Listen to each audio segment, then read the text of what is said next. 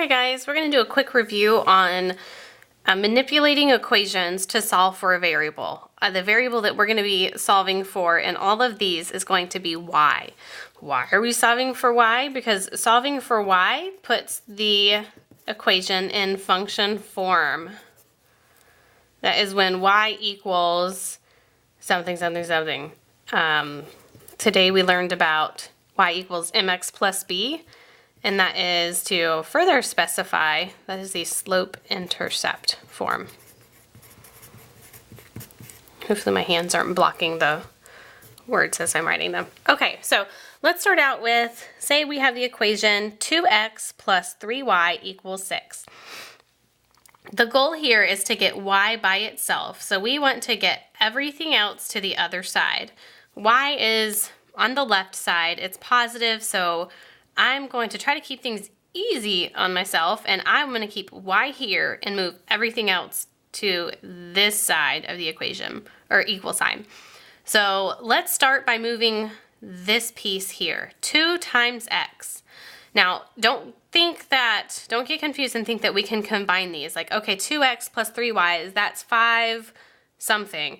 No, we can't combine those that way because this is saying 2 times x plus 3 times something. These numbers are not the same. Well, I mean, I guess they could be on the line, but we don't know what they are yet. So we can't combine them until we know what they are. So remember, according to PEMDAS, please excuse my dear Aunt Sally, we have to multiply and divide before we can add.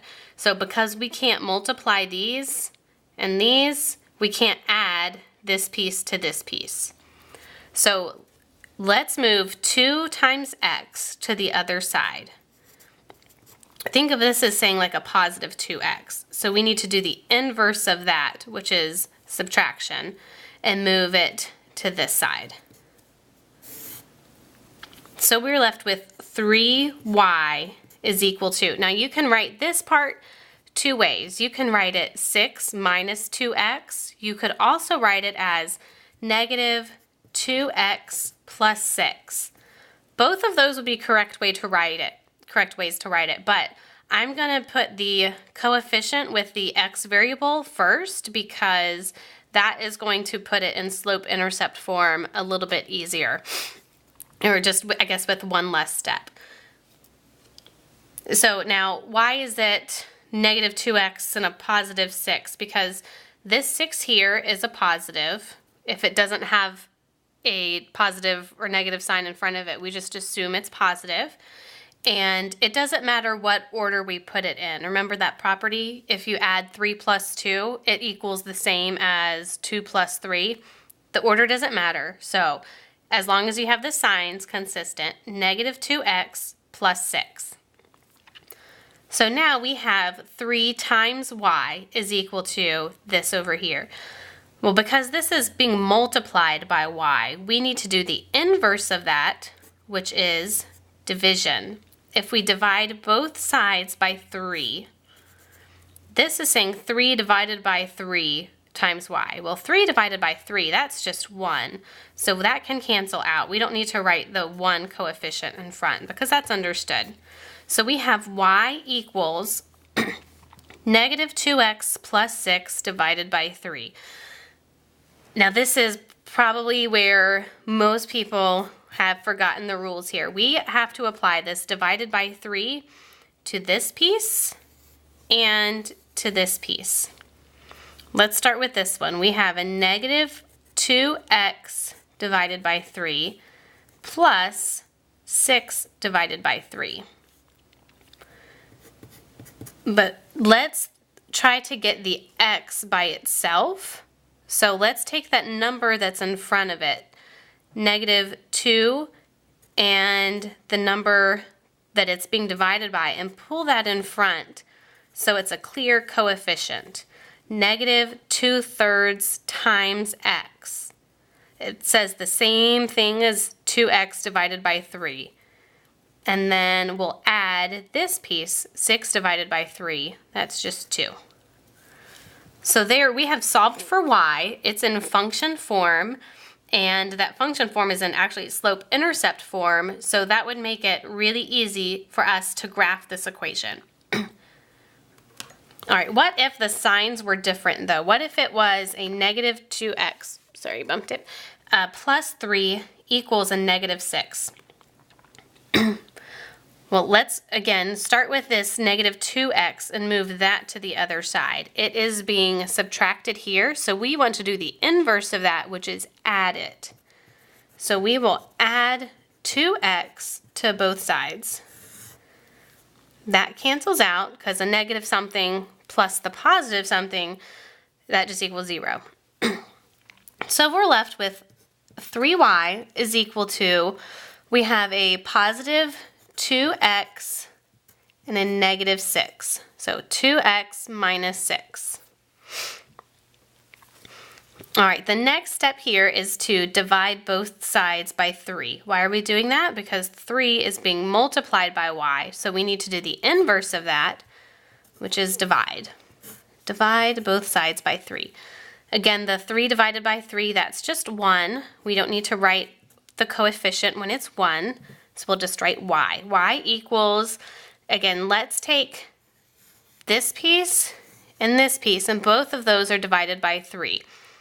We have 2x divided by 3, and then let's try to figure out what this sign should be. It's a negative 6 divided by 3, so we'll write a negative 6 divided by 3. And then let's pull this number out in front of the x. So 2/3 x minus 6 divided by 3 is 2. Let's do another one, changing the signs of using these same numbers. What if we had negative 2x minus 3y is equal to negative 6? Well, first step still, let's move the 2x to the other side. The negative 2x plus 2x, that cancels out. We're left with the negative 3y equals positive 2x minus 6. Well, now it's not just a positive 3, it's a negative 3. So we have to divide both sides by a negative 3. The negatives, we have two negatives when being multiplied or divided by each other. Those cancel out to a positive. So that would just be a positive 1. So we're left with, again, y equals. So now we take this negative 3 and we apply it to both of those. So we have a 2x divided by negative 3 minus a 6 divided by negative 3. Another way you can think of that is y equals 2x over negative 3.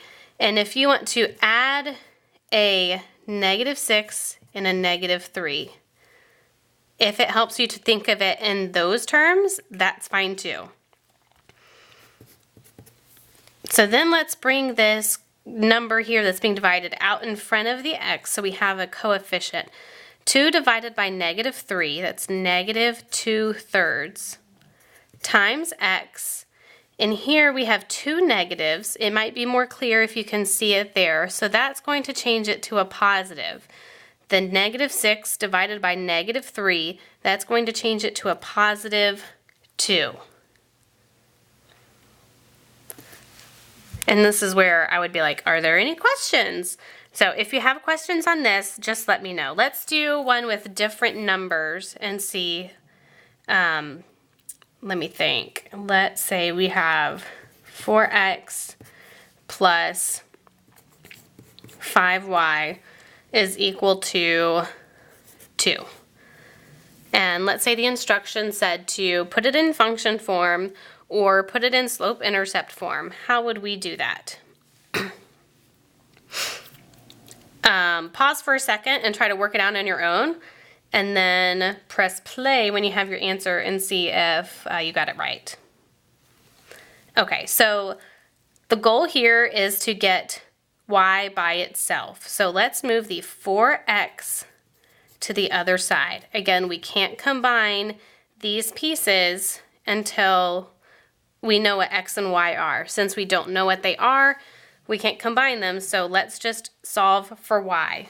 Let's move the 4x to the other side. That is 0, so that cancels out. We're left with 5y is equal to negative 4x plus 2. Can I write 2 minus 4x? You can, but let's try to get in the habit of putting the coefficient with the x first and then the constant second, because that's going to give us the slope-intercept form in one less step, and it's going to get us the answer that much quicker. Okay, so then we have 5 times y, so we divide both sides by 5, because division is the inverse of multiplication, which is happening there. Okay, so 5 divided by 5, that's just 1, so we end up with y equals, now we're dividing this piece by 5 and this piece by 5. So if we have negative 4x divided by 5, and then a positive 2 divided by 5, it would look like that.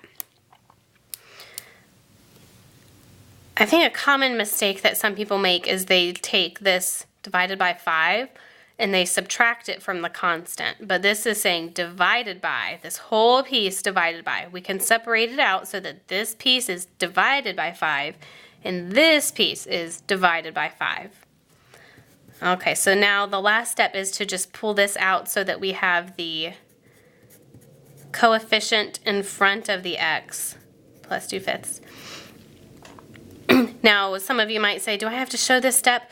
No, if you know that, if you can see that this is 4/5 times x, you can go straight from this step to this step.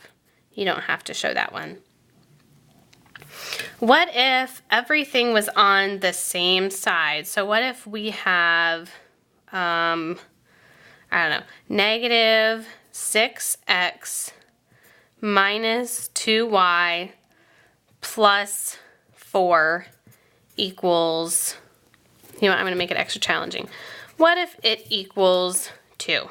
What if we're given something like that? Okay, our goal is still to solve for y. So we want to move everything else to the other side of the equation. I like to work with positive y's, so I would move this piece, this right here, the negative 2y, I'd move it to the other side of the equation. So because it's saying a negative 2y, I'm going to add 2y to both sides. So that would cancel out because negative 2y plus 2y equals 0. So we're left with negative 6x plus 4 is equal to 2 plus 2y. The order of that doesn't really matter because we're going to be moving those over here. I'm sorry if you can hear my dog snoring in the background. Sorry. Okay, so now, well, we have a 2 plus 2y on the side over here. We want y by itself. So let's start by moving this 2. We can't add these numbers yet because this is not, it doesn't have a variable that this one does. The variables are different, so we can't add those. So let's move, because this is a constant, a 2, we can subtract that from both sides. So we have negative 6x, and this is a constant. It doesn't have a variable, so we can combine those. Positive 4 minus 2 is just a positive 2, and this is saying plus 2 minus 2. Well, that's 0. Then we end up with 2y. Okay, we're getting close to the y equals mx plus b form. It's backwards. We'd have y over here equals everything else.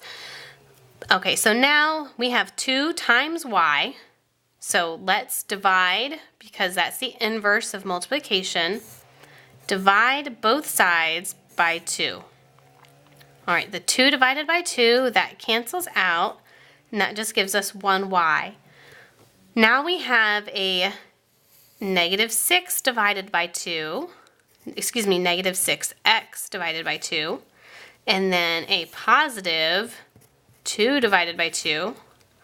So that will give us negative 6 divided by 2 times x plus 2 divided by 2, that's just 1. Well, this can be simplified one step further. That is y equals negative 3x plus 1. If you want to rewrite it like that so it's more clear for you, that's fine too, but this answer would be okay. Now let's do one that has multiple variables that we have to combine. Okay, what if we have 2x plus 3x plus 4y minus 5y equals negative 2 plus 3. Which values can we combine? Well, we can combine the constants. We can combine the numbers that are not attached to any variables. So that would be these numbers here. These don't have any variables attached to them. They're not being multiplied by anything. They're not being divided by anything. So we can combine those. Negative 2 plus 3 is a positive 1. Now, as far as these numbers, how can we combine these? Well, we can combine the like variables. We can combine the numbers that have x's, and then we can combine the numbers that have y's. So if we have 2x plus 3x, that would be the same as 5x. You can only add those if they have the same variable. What about this? If we have 4y minus 5y, that would be a negative 1y. We can just write negative y. Now, I have a 5x plus a negative y. You can rewrite that as 5x minus y. You don't have to write this plus step. If you don't need that, then if you can go from here to here, or excuse me, even here to here, that would be fine. Now, if we were told to put this in slope-intercept form or function form, we would want to get y by itself. Well, this is a negative y, so I want to make it a positive y, and we can do that by just moving it to the other side. Add y to both sides. So that would give us 5x, a negative y, plus a y equals 0. And we're left with 5x equals 1 plus y. Well, we need to get this constant over here. So it's a positive, so we make it a negative. We subtract it from both sides. So we're left with y equals 5x minus 1. And it doesn't matter if the y equals is on this side or that side. I don't really care so much. So hopefully that helps. If you have any questions, let me know. You can text me or email me, and I'm happy to answer those. I'm going to stop this video and then do another one on plugging in to find what this line would look like, just because I think uploading the shorter videos will go faster.